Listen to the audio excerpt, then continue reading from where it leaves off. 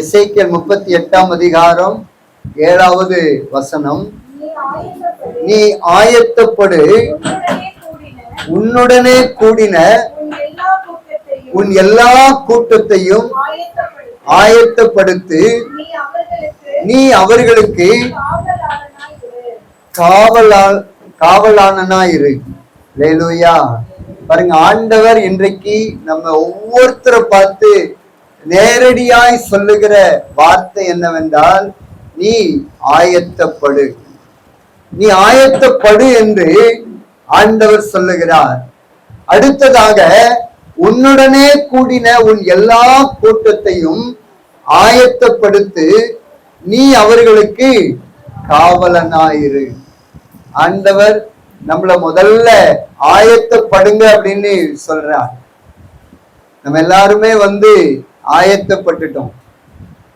அடுத்த வேலை என்ன அப்படின்னா, ஆயத்தப்படுத்துகிற ஒரு வேலை நமக்காக ஆண்டவர் வைத்திருக்கிறார். இந்த வேலையை ஆண்டவருடைய பிள்ளைகளாகி நாம் ஒவ்வொருவரும் செய்ய வேண்டும். இயேசு கிறிஸ்து குழந்தையாக பிறந்தார். 30 வருஷம் தன்னுடைய தாய் தகப்பனுக்கு அடங்கி இருந்தார். அதற்கு பிற்பாடு 3 வருடம் ஊழியத்திற்காக அவர் கடந்து சென்றார். உபவாசத்தோடு கூட வனாந்தரத்துல போய் அவர் ஆயத்தப்பட்டார். 40 நாள் உபவாசித்து ஜெபித்து ஆயத்தப்பட்ட பிற்பாடு அவர் 3 வருடங்கள் ஆயத்தப்படுத்துகிற அந்த பணிக்கு அவர் கடந்து சென்றார். மனம் திரும்புங்கள், பரலோக ராஜ்யம் சமீபித்திருக்கிறது என்று எங்கும் போய் ஜனங்களை ஆயத்தப்படுத்தினார்.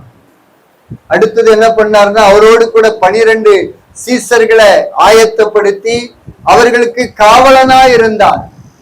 இயேசு கிறிஸ்து இந்த பூமியை விட்டு பரமேறின பிற்பாடு இயேசு கிறிஸ்து சீசர்களுக்கு சொன்ன காரியம் என்னவென்றால், பரிசுத்த ஆவியானவரை பெற்றுக் கொள்ளுகிறது வரைக்கும் நீங்க எருசலேமில காத்திருங்கள். அதே போல 120 பேர் மேல் வீட்டறையில காத்திருந்தார்கள். அவர்கள் தங்களை தயார்படுத்தி ஆயத்தப்படுத்தி கொண்டிருந்தார்கள். பெந்தைகோஸ்தே என்னும் நாள் வந்தபோது பரிசுத்த ஆவியானவர் இறங்கி வந்தார். அதற்கு பிற்பாடு ஆயத்தப்படுத்துகிற அந்த பணிக்காக அவர்கள் எல்லாருமே செயல்பட ஆரம்பித்து விட்டார்கள். இன்னைக்கு ஆண்டவருடைய பிள்ளைகளாகிய நாம் ஆயத்தப்பட்டு கொண்டே இருக்கிறோம். ஆனா ஆயத்தப்படுத்துகிற அந்த வேலைக்கு இன்றைக்கு செல்கிறவர்கள் மிக மிக குறைவு. அதனால்தான் ஆண்டவர் இன்னைக்கு சொல்ற வார்த்தை, நீங்க முதல்ல ஆயத்தப்படுங்க, அடுத்தது மற்றவர்களை ஆயத்தப்படுத்துகிற அந்த வேலையை கட்டாயம் ஆண்டவருடைய பிள்ளைகளாகி நாம் ஒவ்வொருவரும் செய்ய வேண்டும். இப்போ +2 வரைக்கும் படிச்சு முடிக்கிறோம், அடுத்தது டிகிரி முடிக்கிறோம், இன்னும் மேற்படிப்பை தொடர்றோம். அடுத்தது என்ன பண்றோம் அப்படின்னா, வேலைக்கு நம்ம போகிறோம். இல்ல நான் இந்த காலேஜ்லயே நான் இருப்பேன், இங்கேயே இன்னும் படிச்சுக்கிட்டு இருப்பேன் அப்படின்னா முடியாத காரியம். ஒரு குறிப்பிட்ட ஒரு காலம் வந்த உடனே அடுத்தது என்ன பண்ணணும்னா, அடுத்த கட்டத்திற்கு நாம் நகருகிறோம். ஆனால் ஆவிக்குரிய வாழ்க்கையில மாத்திரம் இன்னைக்கு நாம் அடுத்த கட்டத்திற்கு நகருவது இல்லை. ஆயத்தப்பட்டுக்கிட்டே இருக்கிறோம். நிறைய பேர் 10 வருஷம் 20 வருஷம் 50 வருஷம் ஆயத்தப்பட்டுக்கிட்டே இருக்கிறாங்க. நிறைய பேருக்கு நான் பேசும்போது, வாங்க ஊழியத்துக்கு போலான்னா, நான் இன்னும் ஆயத்தப்படல பிரதர், ஆயத்தப்பட்டுட்டு அதுக்கு பின்னாடி நான் வரேன் அப்படின்னு எத்தனையோ வருஷமா சொல்றவங்க எல்லாம் எனக்கு தெரியும். வாங்க மாசத்துல ஒரு நாளாவது கிராம ஊழியத்துக்கு வாங்க, எங்களோடு வாங்க அப்படின்னு கூப்பிட்டா இன்னும் நான் ஆயத்தப்படலைன்னு சொல்றாங்க. நம்ம சபைக்குள்ள வந்துட்டாலே ஒரு 2-3 வருஷம் ஆயிட்டாலே நம்ம போய் மற்றவங்களுக்கு சுவிசேஷத்தை அறிவிப்பதற்கு ஆயத்தம் ஆகிவிட்டோம் என்றுதான் அர்த்தம். என்னைக்கு நம்ம ஏசப்பா பிள்ளைகளை மாறணுமோ, என்னைக்கு ஞானஸ்தானம் திருவிருந்துக்குள்ள வந்துட்டோமோ, அதற்கு பிற்பாடு நாம் செய்ய வேண்டிய காரியம் வேலை என்ன அப்படின்னா, மற்றவர்களை ஆதாயப்படுத்த வேண்டும். மற்றவர்களை நாம் ஆயத்தப்படுத்துகிற அந்த வேலையை நாம் ஒவ்வொருவரும் செய்யணும். இங்க இருக்கிற ஆயருக்கோ சபை ஊழியருக்கோ எங்களை போல சுவிசேஷர்களுக்கோ மாத்திரம் இந்த அழைப்பு அல்ல. இந்த அழைப்பு மற்றவர்களை ஆதாயப்படுத்துகிற, மற்றவர்களுக்கு இயேசுவை குறித்து அறிவிக்கிற இந்த பணியானது எல்லார் மீதும் விழுந்த கடமை. ஒரு சிலருக்கு மாத்திரம் பொறுப்பு கொடுக்கப்படவில்லை, எல்லார் மேல விழுந்த கடமை என்றுதான் வேதம் சொல்லுகிறது. ஏசப்பா பரமேறுகிற பொழுது அங்கிருந்து எல்லாருக்கும் தான் ஆண்டவர் சொன்னார், நீங்க புறப்பட்டு போய் சர்வ சிருஷ்டிக்கும் சுவிசேஷத்தை பிரசங்கம் பண்ணுங்க. இப்ப நம்ம புறப்பட்டு போகிறோமா? இல்ல. இப்ப எங்களை போல ஆளுங்க ரொம்ப தூரம் புறப்பட்டு நாங்க போறோம். எல்லாரையும் ஆண்டவர் அப்படி புறப்பட்டு போங்க அப்படின்னு சொல்லல. பக்கத்து வீட்டுக்காரங்க கிட்டயாவது நம்ம என்ன பண்ணணும்னா புறப்பட்டு போகணும். பக்கத்து தெருவுல அல்லது நம்ம ஏரியாவிலேயாவது நம்ம என்ன பண்ணணும் அப்படின்னா புறப்பட்டு போய் சுவிசேஷத்தை அறிவிக்க வேண்டும். அதனாலதான் ஆண்டவர் சொல்றார், நீ ஆயத்தப்படு. அடுத்தது ஆயத்தப்படுத்து. நம்ம எவ்வளவு காலம்தான் அப்படியே ஆயத்தமாகிட்டே இருக்க போறோம் அப்படின்னு தெரியல. நிறைய பேர் ஆயத்தமாகியே கடைசியில மரித்தே போய் விடுகிறார்கள். ஆயத்தப்படுத்துகிற அந்த வேலையை நிறைய பேரு செய்யறதே இல்லை. அதனால இன்னைக்கு ஆண்டவர் நமக்கு சொல்லுகிற வார்த்தை, நாம் ஆயத்தப்படுத்த வேண்டும். முதல்ல நம்ம குடும்பத்தை ஆயத்தப்படுத்தணும்.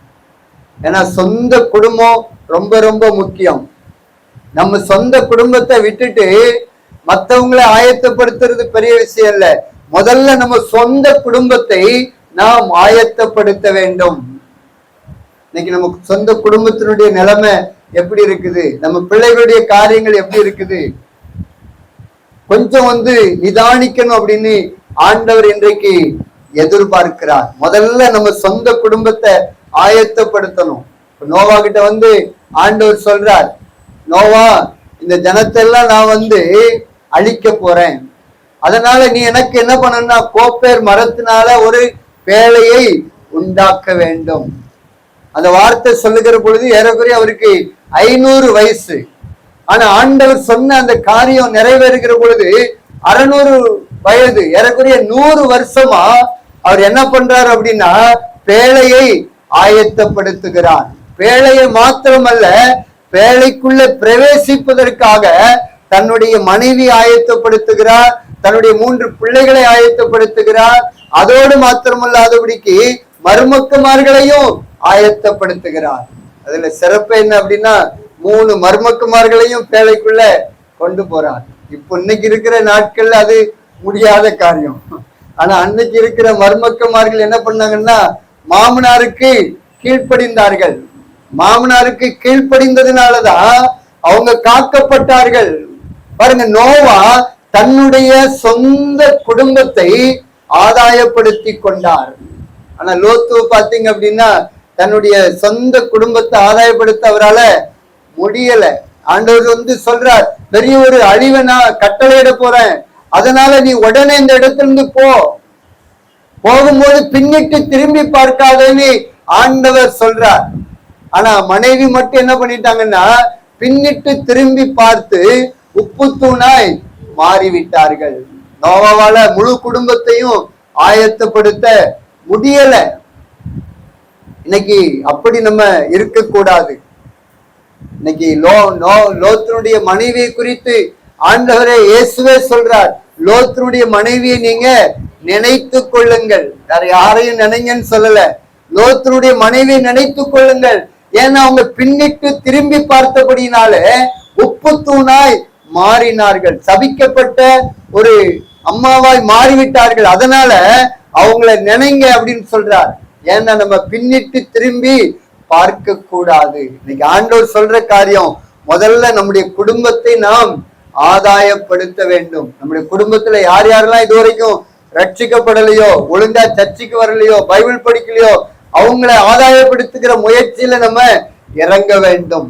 முதல்ல என்ன பண்ணணும், அவங்களுக்காக அனுதினமும் ஜெபம் பண்ணணும். இன்னைக்கு நம்ம பிள்ளைகளுக்காக அனுதினமும் ஜெபம் பண்ணணும். நீங்க யோபு பாத்தீங்க அப்படின்னா அனுதினமும் காலையில எழுந்த உடனே தன்னுடைய குடும்பத்திற்காக பிள்ளைகளுக்காக பாவ நிவிர்த்தி ஜெபத்தை அவர் ஏறெடுப்பார். என் பிள்ளைங்க ஏதாவது தவறு செய்திருப்பார்களோ, என் பிள்ளைங்க ஏதாவது கர்த்தருக்கு பிரியமில்லாத காரியத்தை செஞ்சிருப்பாங்களோ அப்படின்னு தேவ சமூகத்துல அதிகாலையில ஜெபிக்கிறவராக காணப்பட்டார். அதே போல இன்னைக்கு நம்ம சொந்த குடும்பத்திற்காக நம்ம ஒவ்வொருத்தரும் ஜெபிக்கணும். ஏன்னா அவங்கள நம்ம முதல்ல ஆதாயப்படுத்தணும். ரெண்டாவது நம்ம என்ன பண்ணணும் அப்படின்னா, நம்ம தெரிந்தவர்கள், நண்பர்கள், நம்ம தெருவில் இருக்கிறவர்கள், நம்ம பகுதியில் இருக்கிறவர்கள் எல்லாரையுமே நாம் ஆதாயப்படுத்த வேண்டும். இது நம்ம மேல விழுந்த ஒரு மிகப்பெரிய ஒரு கடமை. இந்த கடமையை நம்ம செய்கிறோமா? இன்னைக்கு ஆண்டவர் உங்களோடு கூட பேசி கொண்டிருக்கிறார். நீங்க ஆயத்தப்பட்டு கொண்டிருந்ததே போதும். இனி நீங்க ஆயத்தப்படுத்துகிற அந்த பணிக்காக உங்களை அர்ப்பணிங்க அப்படின்னு ஆண்டவர் சொல்றார். பாருங்க, இததான் பேதுரு சபைக்கு எழுதுகிற பொழுது ரொம்ப தெளிவாக அங்க எழுதி வைத்திருக்கிறார்.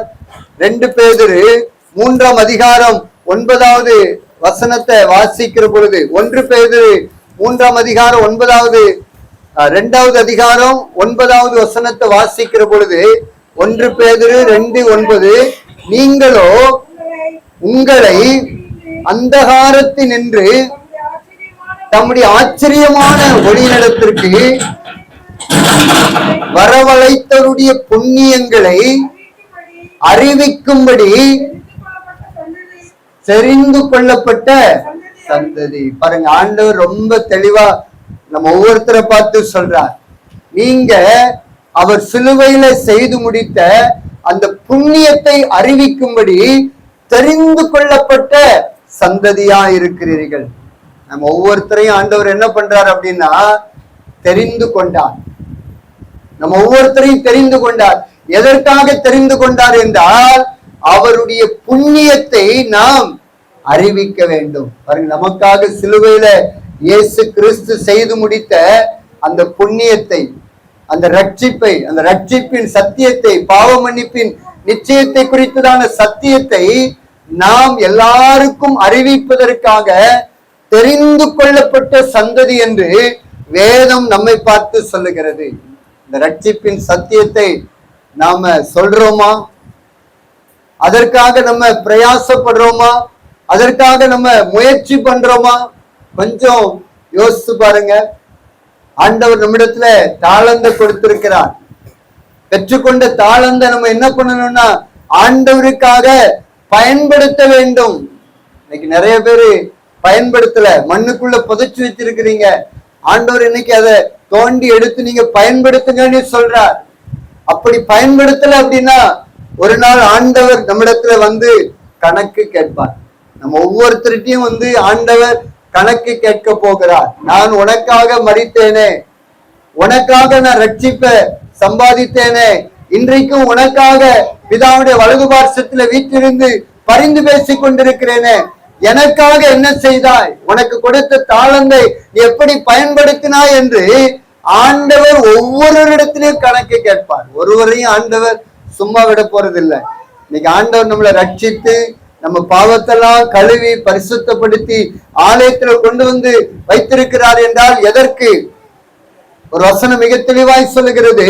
அந்த வசனத்தை வாசிக்கலாம். மத்தேயு எழுதின நற்செய்தி நூல் 10ஆம் அதிகாரம்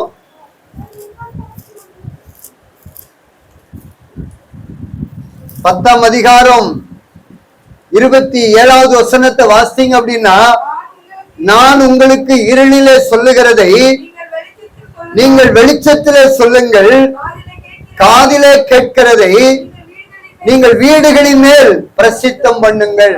இங்க கேட்கிற சத்தியத்தை நாம என்ன பண்ணணுமா?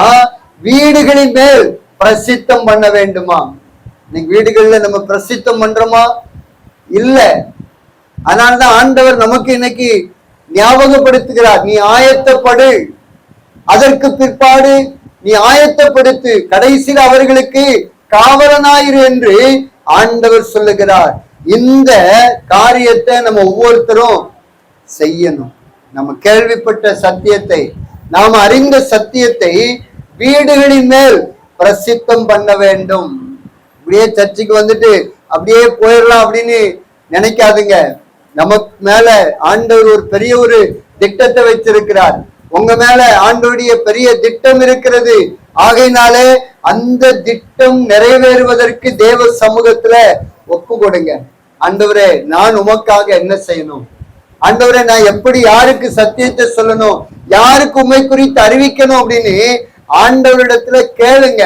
ஆண்டவர் நிச்சயமாகவே உங்களுக்கு வாய்ப்புகளை ஏற்படுத்தி தருவார். இந்த பூமியில வாழ்ற நாட்களில நம்ம ஆத்தும ஆதாயம் செய்தே ஆக வேண்டும். ஆத்தும ஆதாயம் செய்யல அப்படின்னா வேத வசனத்தின்படி நரகம்தான். ஏன்னா ஆண்டவரே சொல்றார், மனுஷர் முன்பாக என்னை அறிக்கை பண்ணுகிறவன் எவனோ அவனை பரலோகத்தில் இருக்கிற பிதாவிற்கு முன்பாக நான் அறிக்கை பண்ணுவேன். மனுஷர் முன்பாக என்னை மறுதளிக்கிறவன் எவனோ அவனை நானும் பிதாவிற்கு முன்பாக மறுதளிப்பேன். மத்தேயு 10:32-33 ரொம்ப தெளிவா எழுதப்பட்டிருக்கிறது. இவ்வளவு பெரிதான ரட்சிப்பை குறித்து நாம் கவலையற்றிருப்போம் என்றால் தண்டனைக்கு தப்ப முடியாது என்று எழுதப்பட்டிருக்கிறது. இன்றைக்கு உங்களையும் என்னையும் நம்புகிறார் ஆண்டவர்.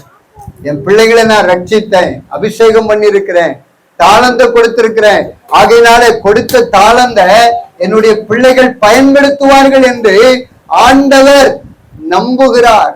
அவருடைய நம்பிக்கைக்கு பாத்திரவான்களாக நாம் நடந்து கொள்ள வேண்டும். ஆத்தும ஆதாயம் செய்கிற அந்த பணி மிக பிரதான பணி. ஆத்தும ஆதாயம் செய்கிறவர்கள் ஞானவான் என்று எழுதப்பட்டிருக்கிறது. உலகத்துல யார ஞானவான்னு சொல்லுவோம்னா PhD முடிச்சவங்களை தான் ஞானவான்னு சொல்லுவோம். ஆனா வேதம் என்ன சொல்லுகிறது என்றால் ஆத்தும ஆதாயம் செய்கிறவர்களை ஞானவான் என்று சொல்லுகிறது. அநேகரை நீதிக்கு உட்படுத்துகிறவர்கள் நட்சத்திரங்களை போல வானமண்டலத்துல பிரகாசிப்பார்களாம். பாருங்க, ஆத்தும ஆதாயம் செய்கிறவர்களுடைய சுவிசேஷத்தை அறிவிக்கக்கூடிய பாதங்கள் எவ்வளவு அழகா இருக்கிறது என்று ஆண்டவர் சொல்லுகிறார். ஒரு ஆத்துமாவை நம்ம ஆதாயம் பண்ணா முழு பரலோகமும் சந்தோஷப்படும். பரலோகத்தை சந்தோஷப்படுத்துகிற வேலை ஆத்தும ஆதாயம் செய்கிற வேலை. மற்றவர்களுக்கு இயேசுவை குறித்து சொல்லுவதை காட்டிலும் மேன்மையான வேலை இந்த பூமியில எதுவுமே கிடையாது. உலகத்துல வேணா உலக பிரகாரமான வேலை செய்யறவங்கள உயர்ந்த ஸ்தானத்துல வச்சு தூக்கி பேசலாம்.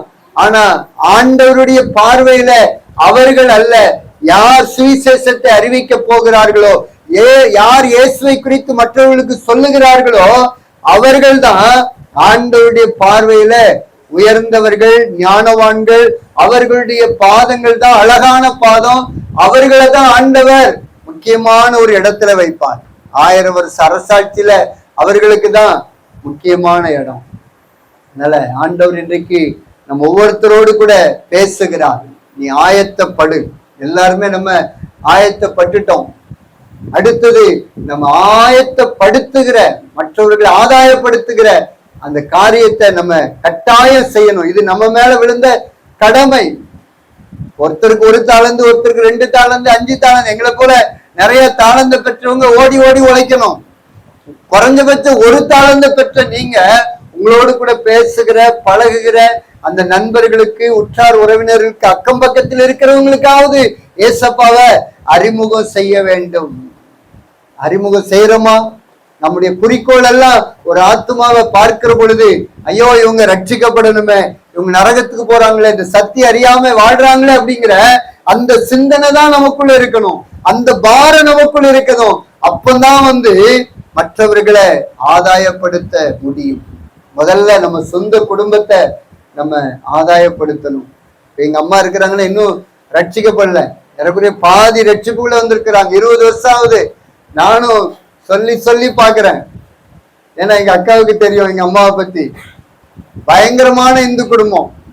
எங்க பெரியப்பா இன்னைக்கு சாமி ஆடுறாங்க. எங்க பெரியப்பா பையன் சாமி ஆடுறாங்க. அங்க போய் ஏசப்பாவை பத்தி சொல்லவே முடியாது. அப்படிப்பட்ட ஒரு குடும்பத்திலிருந்து ஆண்டவர் என்ன ரட்சித்தார். நான் இன்னைக்கு வரைக்கும் எங்க அம்மாவுக்காக, தம்பிக்காக, எங்க சொந்த பந்தங்களுக்காக நான் ஜெபித்து கொண்டிருக்கிறேன். ஆண்டவர் ஒரு அசைவை உண்டாக்கி கொண்டிருக்கிறார். நான் பூமியை விட்டு கடந்து போவதற்கு முன்பாக, எங்க அம்மா கடந்து போவதற்கு முன்பாக அவங்கள ரட்சிப்புகளை நடத்தி கிறிஸ்துவ முறைப்படிதான் அடக்கம் பண்ணணும் அப்படின்னு நான் ஜெபம் பண்ணிக்கிட்டு இருக்கிறேன். ஆண்டவரே, எங்க அம்மாவை எப்படியாவது ரட்சித்திருங்க. ஏன்னா என் மூலமா ஏராளமான ஆத்துமாக்கள் ரட்சிக்கப்பட்டிருக்கிறாங்க. நாங்க போய் ஊழியம் பண்ணதன் நிமித்தம் இதுவரைக்கும் 8 சபைகளை புதுசா உருவாக்கி இருக்கிறோம்.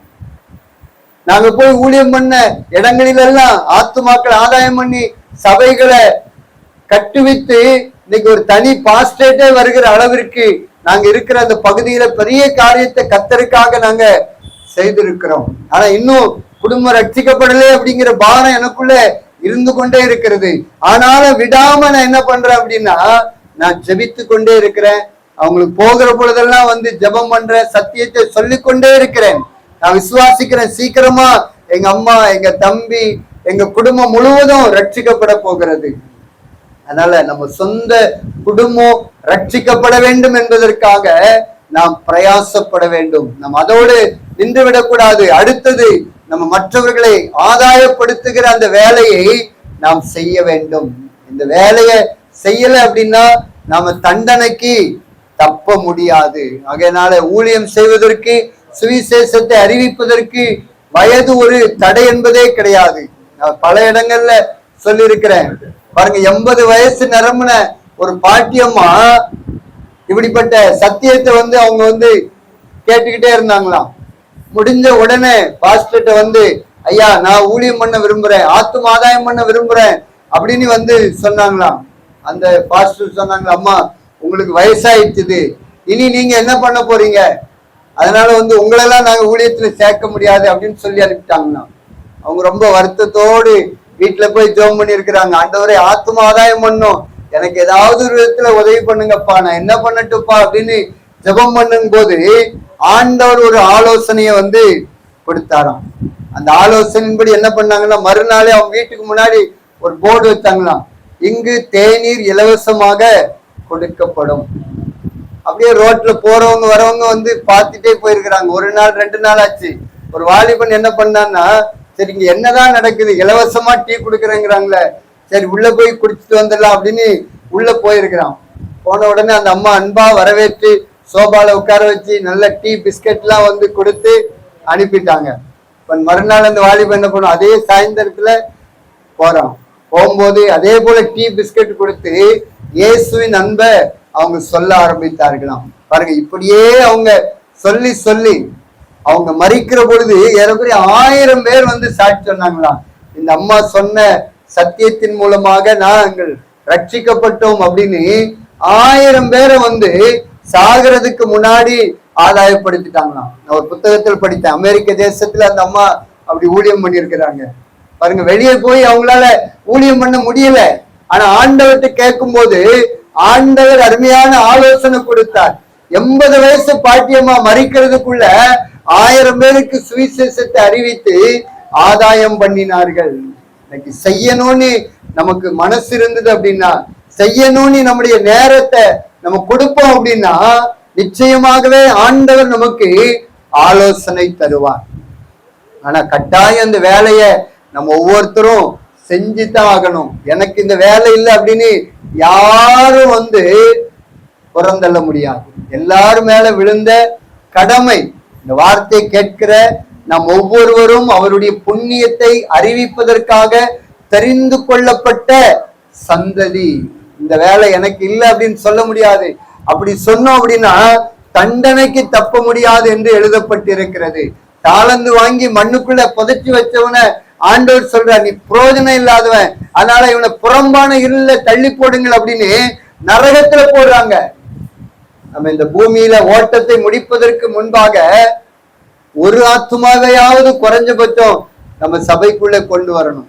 அதுக்கு ஒரு தீர்மானம் எடுக்கணும். ஆண்டவரே, நான் ஆத்தும ஆதாயம் பண்ணணும். ரட்சிக்கப்பட்டு எத்தனை வருஷம் ஆகுது, கொஞ்சம் யோசிங்க. எத்தனை வருஷமா சபைக்கு வந்துகிட்டு இருக்கிறோம். இதுவரைக்கும் எத்தனை ஆத்துமாவை நம்ம சபையில கொண்டு வந்து சேர்த்திருக்கிறோம், கொஞ்சம் யோசிங்களா. இன்னைக்கு சபைக்கு நம்ம ஆத்துமாவை கொண்டு வந்தா முழு பரலோகமும் சந்தோஷப்படும். வேற எதுக்குமே பரலோகம் சந்தோஷப்படாது. ஆண்டவரே நான் வீடு வாங்கியிருக்கிறேன், ஆண்டவரே நான் கார் வாங்கியிருக்கிறேன், அவ்வளோ காரியத்தை இவ்வளவு படிச்சிருக்கிறேன், அதுக்கெல்லாம் பரலோகம் வந்து சந்தோஷப்படாது. ஆண்டவரே நான் இந்த வாரம் என் ஃப்ரெண்டை நான் சத்தியத்தை சொல்லி சர்ச்சை கூட்டு வந்து உட்கார வைக்க போறேன், பரலோகம் சந்தோஷப்படும். ஒரு ஆத்மாவை கொண்டு வந்து, ஐயா இந்த ஆத்மாவுக்கு நான் சத்தியத்தை சொல்லி ரட்சிப்புகளை நடத்தி இருக்கிறேன், இவங்களுக்கு ஞானஸ்தானம் கொடுங்க அப்படின்னு சொன்னா முழு பரலோகமும் எழுந்து நின்று கை தட்டும். ஆண்டவர், நான் 1 கோடி ரூபாய்க்கு ஒரு அபார்ட்மெண்ட்ல இடம் வாங்கியிருக்கிறேன், நான் ஒரு 50 லட்சம் ரூபாயில கார் வாங்கியிருக்கிறேன், பரலோகம் சந்தோஷப்படாது. ஆனா ஒரு ஆத்மாவை நம்ம ஆதாயப்படுத்தினா பரலோகம் சந்தோஷப்படும். எது மேன்மையான வேலை? கொஞ்சம் யோசிங்க. உங்களுக்கு முன்னாடி 2 வகையான காரியங்கள் இருக்கிறது, உலகமும் இருக்கிறது, ஆண்டோடைய காரியமும் இருக்கிறது. எது முக்கியம்னு தீர்மானம் பண்ணுங்க. உலக பிரகாரமான நம்ம வேலையை செஞ்சு சம்பாதித்தாலும் அடுத்து நம்ம எண்ணத்துல இருக்கிறதெல்லாம் நம்ம கூட வேலை செய்யறவங்க, நம்ம அக்கம் பக்கத்துல இருக்கிறவங்க, இவங்க ரட்சிக்கப்படணுமே, ஐயோ இவங்க நரகத்துக்கு போறாங்களே அப்படிங்கிற அந்த சிந்தனையோடு கூட நம்ம ஓட்டம் இருக்கணும். அப்படி இருந்தா மாத்திரம்தான் ஆத்ம ஆதாயம் செய்ய முடியும். ஆண்டவர் சொல்றார், நீ ஆயத்தப்படுத்து, அவர்களுக்கு காவலனா இருக்கு. 3வது பணிதான் காவலனா இருக்கிறது. அதனால இன்னைக்கு நம்ம ஒவ்வொருத்தரும் செய்ய வேண்டிய பிரதான பணி ஆயத்தப்படுத்தணும். ஆயத்தப்படுத்தி கொண்டு வந்து உள்ள உட்கார வைக்கணும். காவலர்களா இவங்க இருக்கிறாங்க. அதனால இன்னைக்கு நாம் ஒவ்வொருத்தரும் செய்யணும். எல்லாரும் அப்படியே நம்ம எழுந்து நிற்கலாமா? ஒவ்வொருத்தர் மேல விழுந்த கடமை சுவிசேஷத்தை அறிவிப்பது.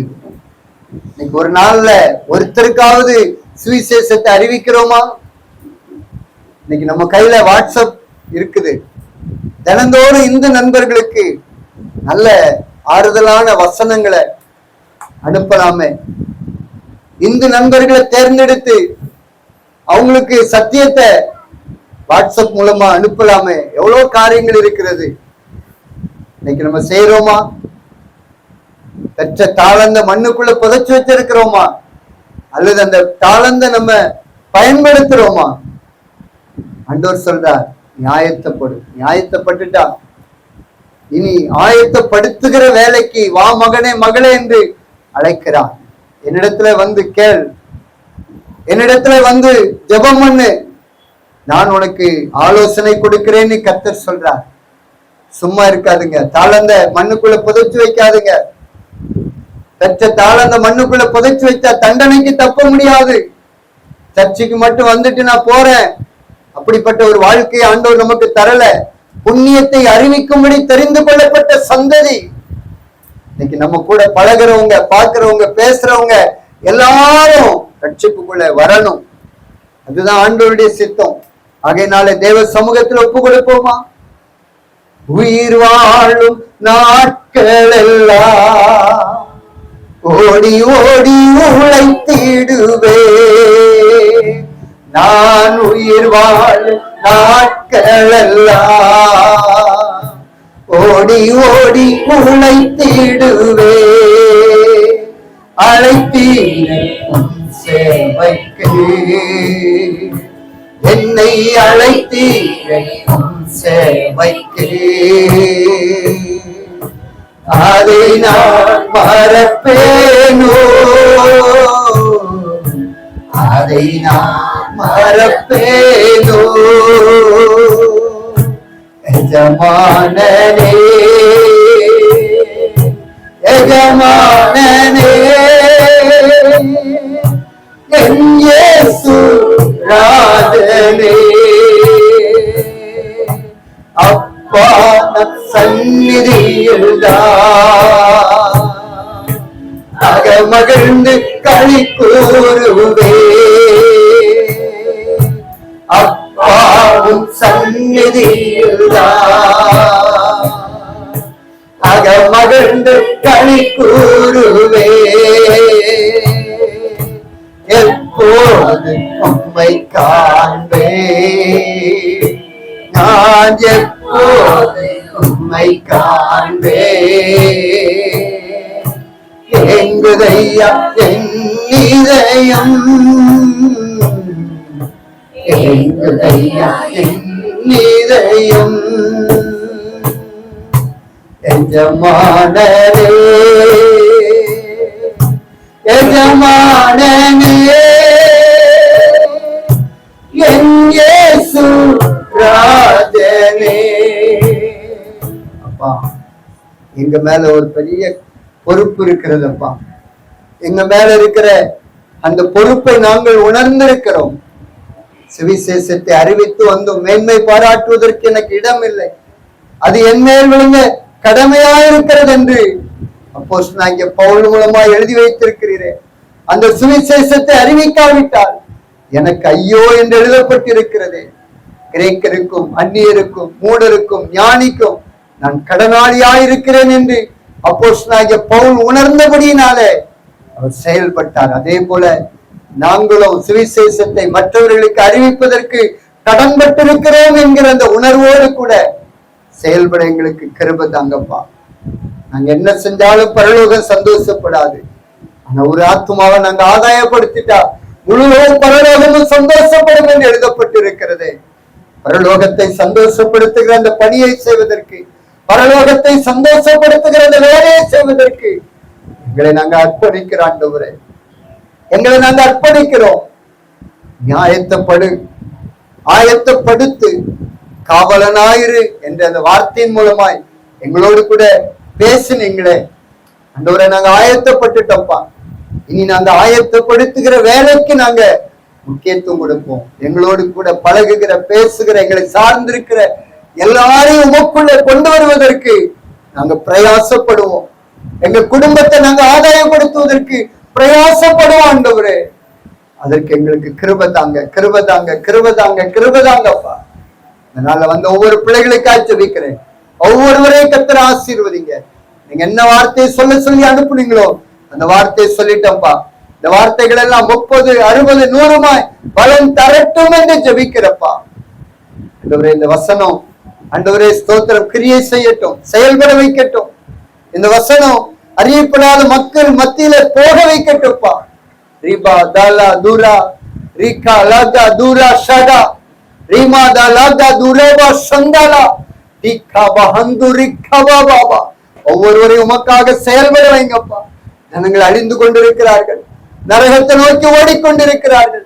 எங்கள் கண்ணு முன்னே லட்சக்கணக்கான மக்கள் ஒவ்வொரு நாளும் மறித்து கொண்டிருக்கிறார்கள். இவர்களை ஆதாயப்படுத்துவதற்காக ஆண்டவரே நாங்கள் செயல்படணும்ப்பா, செயல்படணும்ப்பா. கிருபை தாங்க.